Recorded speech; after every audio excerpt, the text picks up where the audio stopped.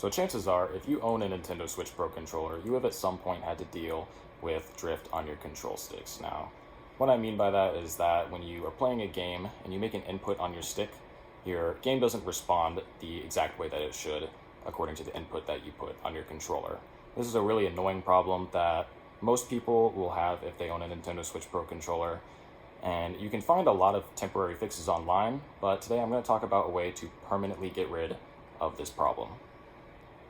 So basically the reason why drift occurs on your controller is because as you play a game, you are continuously rubbing the control stick against this little plastic ring around your controller.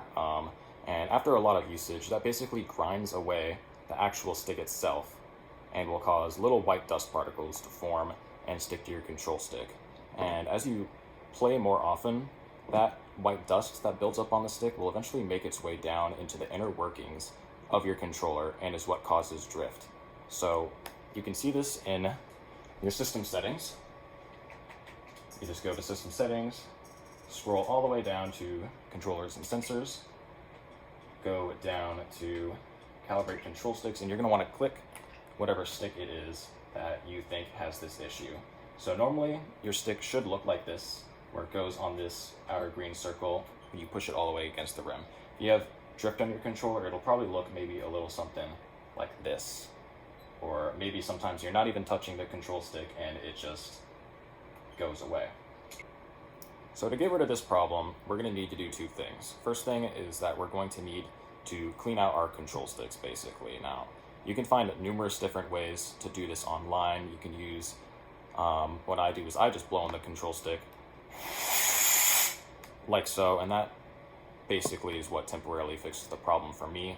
You can use other stuff like electrical contact cleaner, and I'm sure there's a bunch of other methods that you can find. I'll leave a video down in the description, a video by someone much more famous than me, who explains this in greater detail. But you're going to want to make it so your control stick is in a state that it normally should be. So real quick, I want to talk about metal sticks.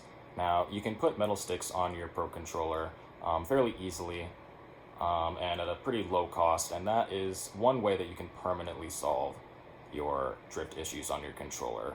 Now, I personally have decided that I'm not going to do this based on reviews and things that I've read online. So there's really three reasons kind of why I think you should probably not do this. For one, the Pro controller is pretty much entirely made of Phillips head screws, and in my experience, those are very, very easy to strip, especially when the manufacturers over-tighten them. And it will basically make it impossible for you to either completely take your controller apart or put it back together, and you would see how that can be a problem.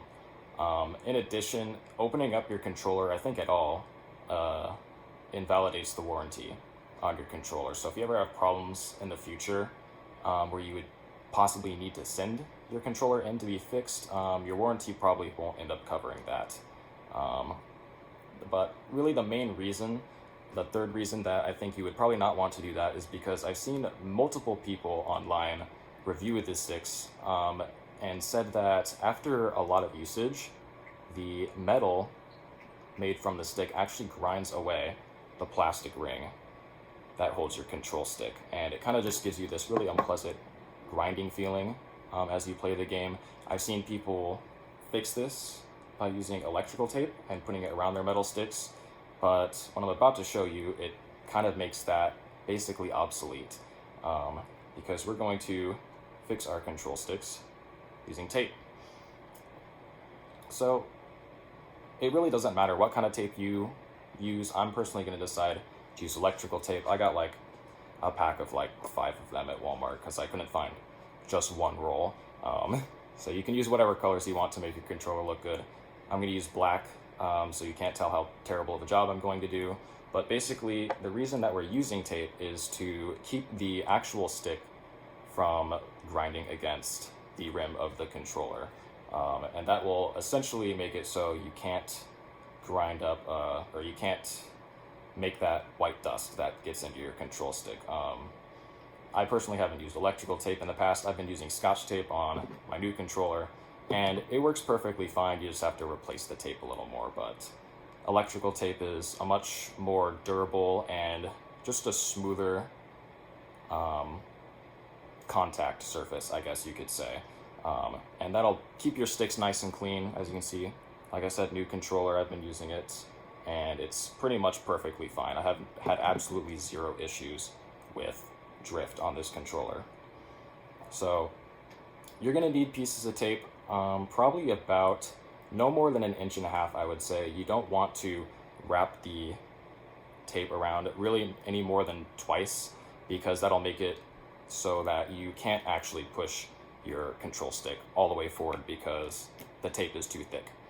So I did a really terrible job cutting this. This isn't straight at all, but it's fairly easy to put this on your control stick. I'm going to use a pair of, if I can get that off, I'm going to use a pair of Precise like electronics tweezers. This came with the Joy-Con repair kit that I bought, because that's another controller that has drift problems, oddly enough. So what I'm going to do is I'm just going to hold one end with the tweezers, and I'll move this out of the way. And I'm going to tape it here on the back. You want to get the tape pretty low on the control stick, because it's the lower part that makes contact with the rim. So you want to put it on basically like that. And we are going to finish taping this side down. Like I said, you don't need the tweezers, but it'll be really helpful if you ever need to remove the tape in the future. I don't know if I'll really need to remove this electrical tape. I think it'll be pretty durable. I think it'll do the job. But yeah, so we're going to tape that one side down, and we are going to finish wrapping this side. Now this actually might be a little too much tape, but it's going to keep our stick nice and protected. I even cut this maybe a little too thick. You're going to want, I cut this into fourths. This is about 1/4 the width of the actual tape roll,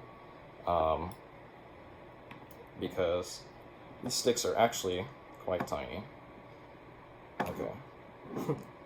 Well, I did a really terrible job, as you can see on the left stick. There's a lot of excess tape, but I'll fix that after I finish this video. And we're gonna go ahead and do the other side, and that's pretty much it. This will protect your control stick. I have very shaky hands. I can't do this. That's why I need the tweezers, but come on. This is what my grandma looks like, I swear. Alright, so put it half on, tape one side down, and wrap it up.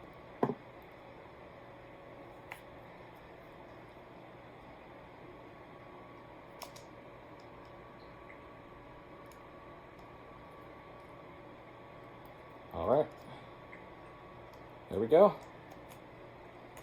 Control stick is all taped up. If I move it around, maybe not this one because I did bad. If I move it around, feels pretty nice. Let's go ahead and see how it looks.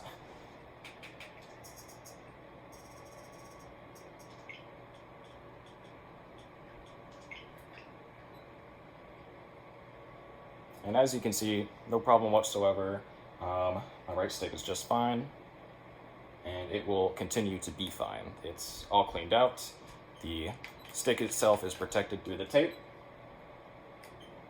And yeah, that's all there is to it. Very, very simple fix.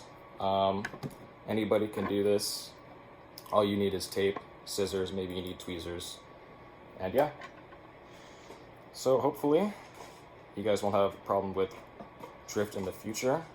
And enjoy your games, and thanks for watching.